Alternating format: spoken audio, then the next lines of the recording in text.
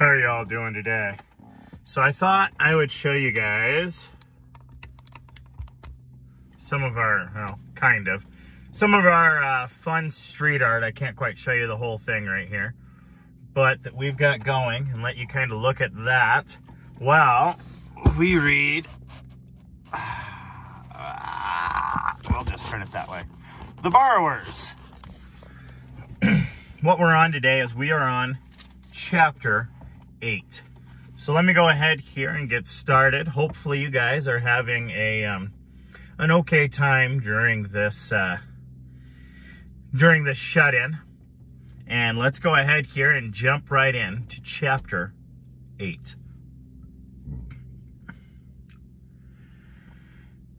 The steep was warm, but the step was very warm, but steep. If I got down on the path, Arrietty thought, I might not get up again. So for some moments, she sat quietly. After a while, she noticed the shoe scraper. Arrietty, called Pod softly, where have you got to? I just climbed down the shoe scraper, she called back. He came along and looked down at her from the top of the step. That's all right, he said after a moment's stare. But never climb down anything that isn't fixed like. Supposing one of them came along and moved the shoe scraper, where would you be then? How would you get up again? It's heavy to move, said Arrietty. Maybe, said Pod, but it's movable. See what I mean? There's rules, my lass, and you got to learn them. This path, Arrietty said, goes round the house, and the bank does too? Well, said Pod, what of it? Arrietty rubbed one red kid shoe with a rounded stone.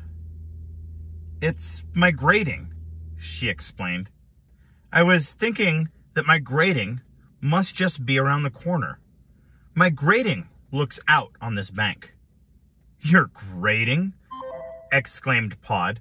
Since when has it been your grating? I was thinking, Arrietty went on.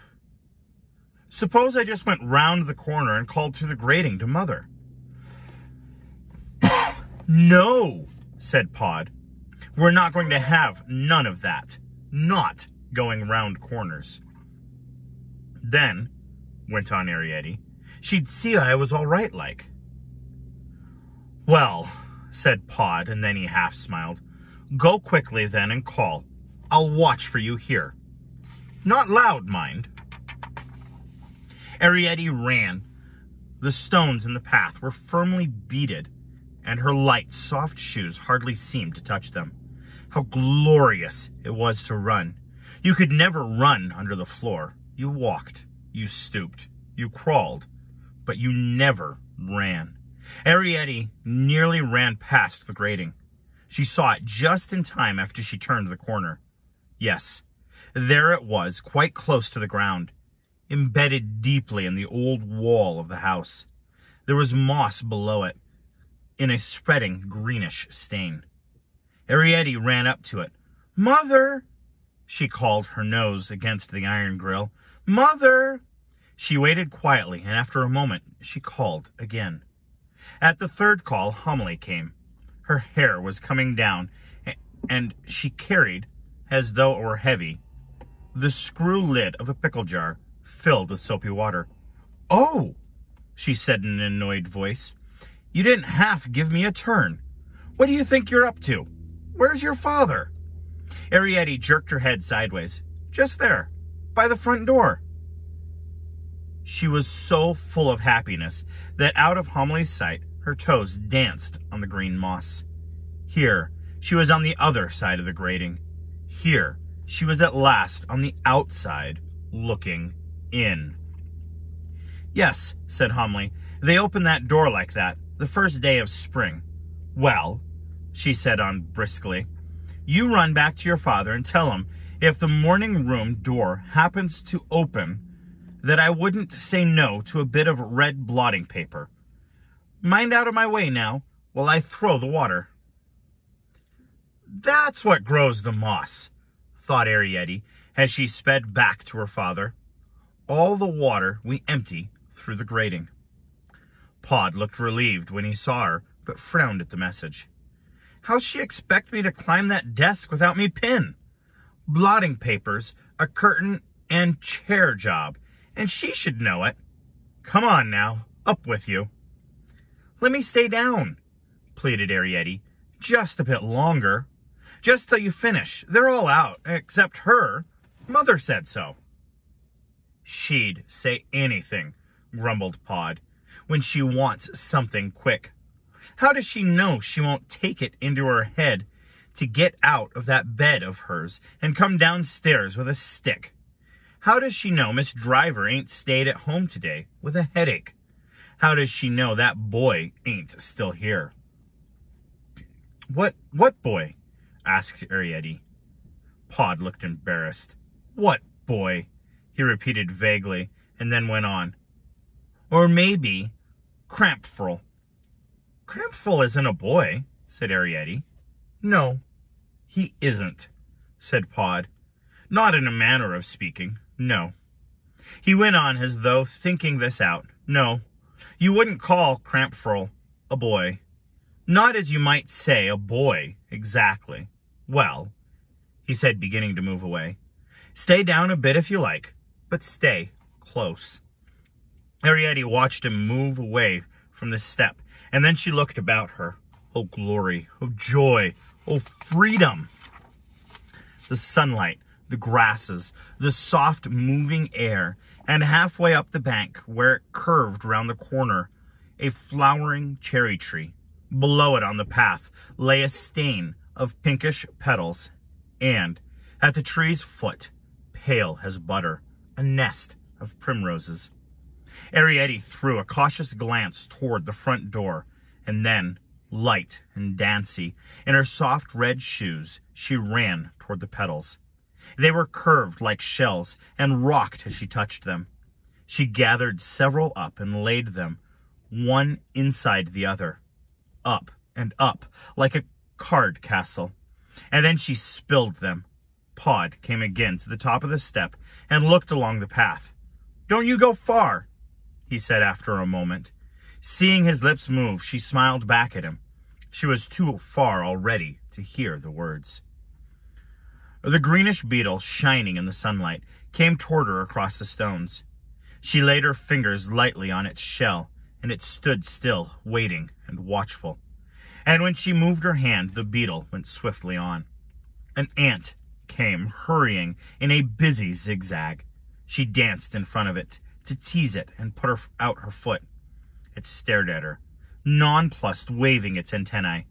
Then pettishly, as though put out, it swerved away. Two birds came down, quarreling shrilly in the grass below the tree. One flew away, but Arrietty could see the other among the moving grass stems above her on the slope. Cautiously, she moved toward the bank and climbed a little nervously in amongst the green blades. As she parted them gently with her bare hands, drops of water plopped on her skirt, and she felt the red shoes become damp.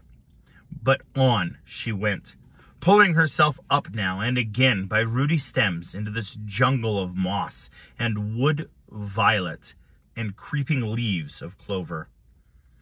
The sharp-seeming grass blades, high waist, were tender to the touch, and sprang back lightly behind her as she passed. When at last she reached the foot of the tree, the bird took fright and flew away, and she sat down suddenly in a gnarled leaf of primrose. The air was filled with scent. But nothing will play with you, she thought, and saw the cracks of furrows of the primrose leaves held crystal beads of dew. If she pressed the leaf, these rolled like marbles. The bank was warm, almost too warm here within the shelter of the tall grass, and the shady earth smelled dry. Standing up, she picked a primrose. The pink stalk felt tender and living in her hands, and was covered with silvery hairs, and when she held the flower like a parasol between her eyes and the sky, She saw the sun's pale light through the veined petals. On a piece of bark, she found a wood loose, and she struck it lightly with her swaying flower. It curled immediately and became a ball, bumping softly away downhill, in amongst the grass roots. But she knew about woodlice. There were plenty of them at home under the floor. Homily always scolded her if she played with them, because, she said, they smelled of old knives. She lay back among the stalks of primrose, and they made a coolness between her and the sun. And then, sighing, she turned her head and looked sideways up the bank, along the grass stems. Startled, she caught her breath. Something had moved above her on the bank. Something had glittered. Arrietty stared. Uh-oh. Arrietty, out and about on her first day, not knowing too much exploring, now has something else catching her eye. I wonder what is going to happen.